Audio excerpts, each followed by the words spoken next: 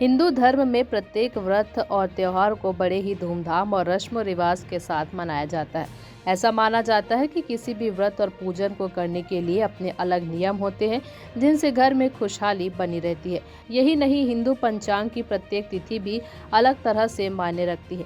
ऐसे ही व्रत और त्योहारों में से एक है वट सावित्री का व्रत। इस दिन हर सुहागन महिला अपने पति की लंबी उम्र की कामना में व्रत करती है और बरगद के वृक्ष की पूजा करती है। मान्यता है कि यह व्रत करने से पति का स्वास्थ्य अच्छा रहता है, उसकी उम्र बरगद के वृक्ष के समान ही लंबी होती है। इसी कामना में सुहागिनें पूरी विधि विधान के साथ पूजन करती है। हर साल यह व्रत जेठ महीने के कृष्ण पक्ष की अमावस्या तिथि को मनाई जाती है। यह व्रत जेठ कृष्ण पक्ष की त्रयोदशी से शुरू होती है और सोमवती अमावस्या पर पूर्ण होती है। इसी व्रत को करते हुए माकड़ी की सुहागिन महिलाओं ने वट सावित्री व्रत की पूजा बड़े ही धूमधाम से की और अपने पति की लंबी उम्र की कामना की।